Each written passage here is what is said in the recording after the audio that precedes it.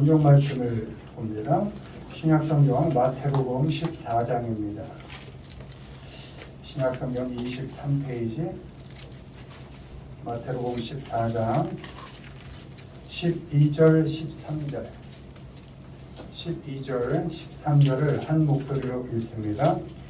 요한의 제자들이 와서 시체를 가져다가 장사하고 가서 예수께 아뢰니라. 예수께서 들으시고 배를 타고 떠나사 따로 빈들에 가시니 무리가 듣고 여러 고을로부터 걸어서 따라간지라. 아멘. 오늘은 광야 삶의 과정이라는 제목으로 말씀을 전합니다. 우리가 살아가는 이 삶은 광야는 매일 매 시간 시험이 넘치는 곳입니다. 예수님께서 광야에서 당하신 그 시험을 우리가 역시 매 순간 당하고 살아갑니다. 배가 줄일 때에도 과연 하나님의 말씀으로만 살 수 있는지,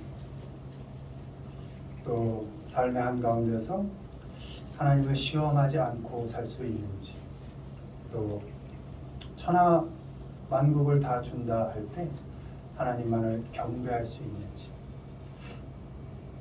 우리는 이 광야를 통과하면서 매 순간 이러한 시험을 당하고 삽니다. 당연히 우리는 이 시험에서 자주 집니다.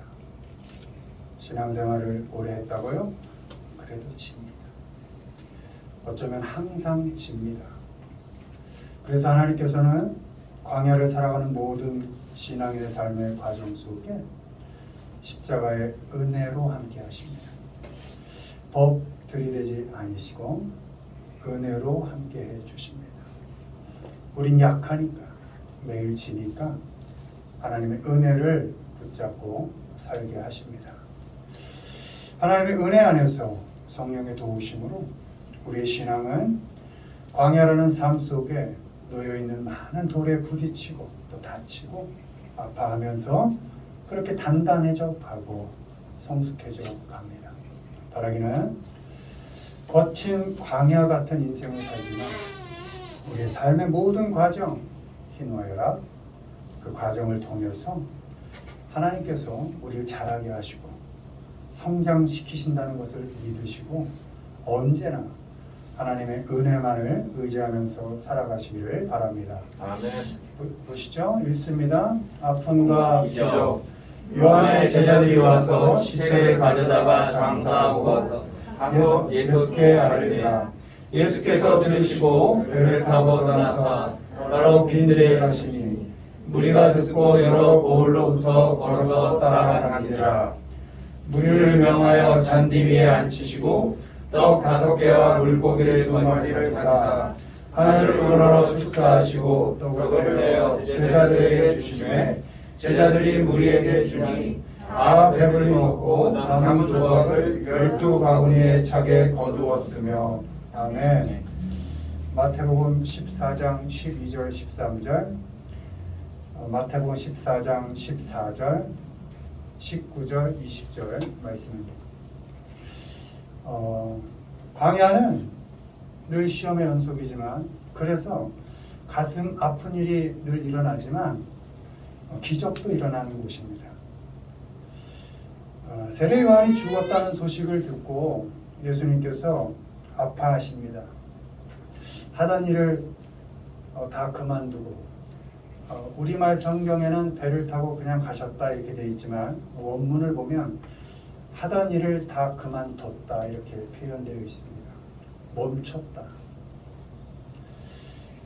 다 그만두시고 배를 타고 빈들로 가십니다. 그래서 이 빈들이 광야입니다. 광야로 가셨습니다. 혼자 있기를 원하셨습니다. 선지자이고 또 그 시대의 동역자이고 가깝게는 사촌 형제인 세례 요한의 죽음이 안타까우셨을 것입니다. 아팠을 것입니다. 그러나 예수님을 따르던 무리들은 예수님께 혼자 있을 시간을 주지 않았습니다. 예수님의 치료를 기대했고 기적을 기대했기에 바로 예수님의 뒤를 따라서 이 고을 저 고을에서 가게 되었습니다. 따라오는 무리들을 두고 예수님께서는 아파만 하고 있을 수는 없었습니다. 아픔과 안타까움을 간직한 채 아프지만 세례 요한의 죽음으로 너무 힘들지만 하던 일을 다 놓고 싶지만 그러나 예수님은 그 무리들을 보시고 당신의 할 일을 하셨습니다. 아멘. 예수께서 나오사 큰 무리를 보시고 불쌍히 여기사 그 중에 있는 병자를 고쳐 주시니라. 아멘. 아멘. 따라온 무리들을 불쌍히 여기시고 그 가운데 있는 병자를 고치셨습니다. 떡 5개와 물고기 2마리로 5,000명을 먹이셨습니다. 기적을 일으키셨습니다. 예수님은 아픔 속에서도 슬픔 속에서도 당신의 할 일을 하셨고 그 가운데 치료, 기적을 이루어 내셨습니다. 아멘. 광야는 우리가 살아가는 광야는 가슴 아픈 일이 늘 일어나지만 또한 기적도 일어나는 것입니다. 열심히 살아도 숨 가쁘게 살아도 열매가 없을 때 있습니다. 직장을 잃었다는 소식, 사업이 망했다는 소식이 여기저기서 들려옵니다. 자식이 마음대로 되지 않습니다. 가문의 영광이 될 줄 알았는데 말썽은 부리고 속만 안 썩이면 다행이게 되었습니다. 삶이 계획대로 되지 않습니다. 여기저기서 펑크나는 소리가 들립니다.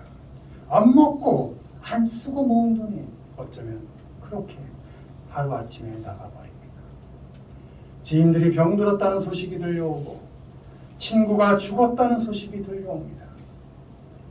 나이만 들어가고 재미있는 일은 없고 꼭 죽을 날만 바라나온 것 같은 그런 삶이 이어지고 있습니다.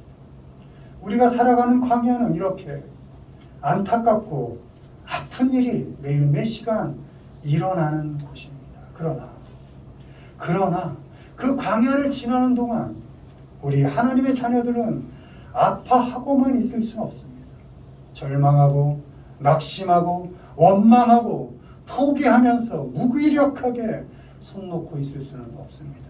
예수님처럼 아프지만 슬프지만 안타깝지만 내게 맡겨진 일을 하는 것입니다. 아멘. 아파도 내게 맡겨진 사람들을 살피고 챙기고 섬기는 것입니다.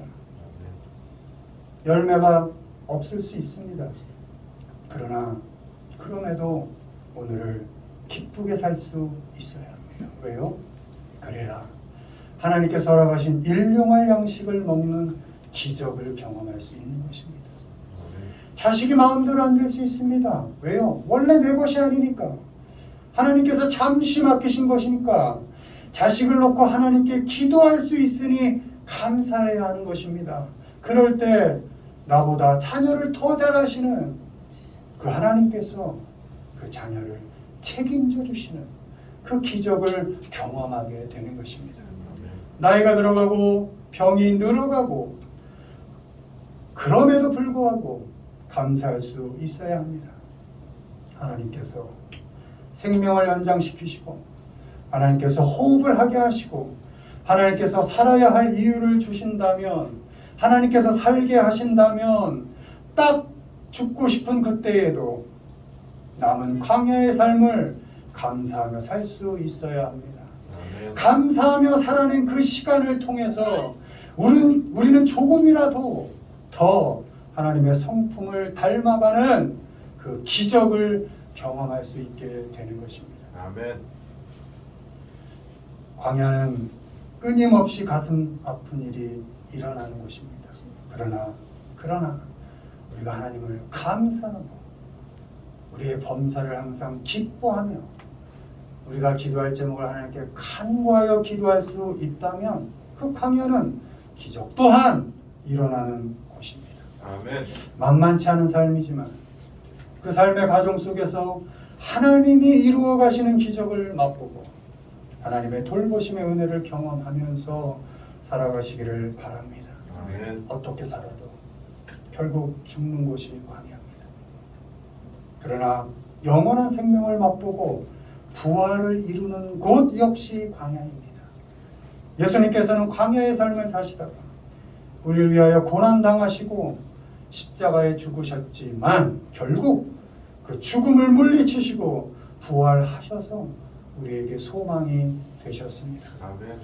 우리는 시험이 있고 아픔이 있고 죽음이 있는 광야를 계속 살게 될 것입니다. 돌에 발이 부딪혀가며 피를 흘리게 될 것이고 우리에게 맡겨진 광야의 삶을 그럼에도 불구하고 아파하며 넘어져 가며 쓰러져 가며 또 일어나며 또 넘어지며 또 일어나며 그렇게 살아갈 것입니다.